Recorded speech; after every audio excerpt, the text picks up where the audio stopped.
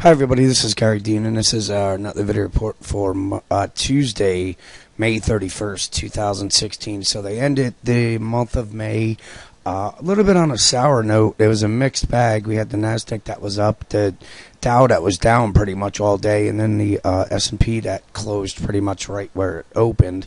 But it was another failed gap higher that they had. Like I said, the price continues to hold, so until it breaks, the bulls are in control. As far as looking at things from a technical view, it's really hard to be bullish on the market because of the patterns as well as the technical divergences as well as the volume.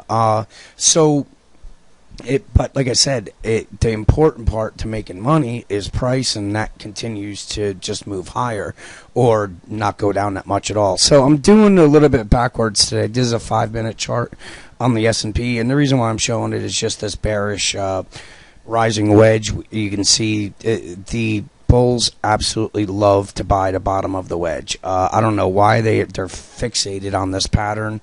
But we've seen it over and over again, and they just buy it until it breaks, and then it collapses down.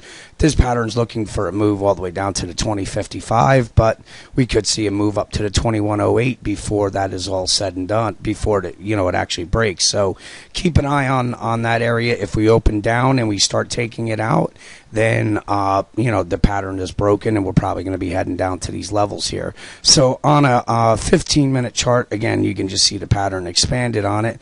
We're above the 78% retracement level, so even it's closed there a couple times above. So this is not going to be a resistance line anymore. It's been eliminated because of the closes above it. But the one thing that really what the bears need to do is get it through the 2085. I thought they actually were going to make a try on that today, but if they do, we could find some buyers that step in at 2075. But it really, this will be your important line in the sand. This will tell us that this particular move is maybe running on not a whole lot of gas is probably the best way to put it, and it'd be in jeopardy of reversing. On an hourly chart, again, these bearish divergences that have been in place, it's pretty amazing. Pattern-wise, it's still it's still there, it's still in play. This is the same fractal pattern, which I have no idea if it is or it isn't, then the next move is going to start coming down pretty sharp. But it looks very similar where we had the high down and then straight up, and we never took out the high. Here you can see we made the high, came straight down, and now we're back up into these levels here. So the pattern is still there. I don't know if if it's going to play out or not.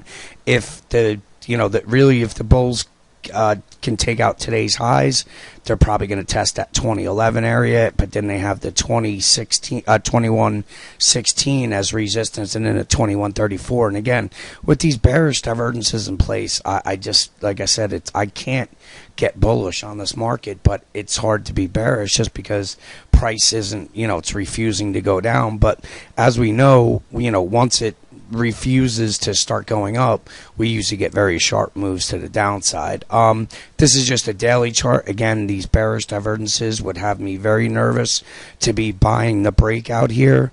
You can see the pattern is really very similar, and I still believe just because of the wave count 1, 2, 3, 4, 5, or if this is a 4 and this is a failed fifth, the next move is coming someplace down between the 1960 and the 1874. So with that, let's see what plays out tomorrow. I'm going to keep it short because, as you can hear, my voice isn't all the way back yet. So have a great night, and I'll talk to you guys tomorrow.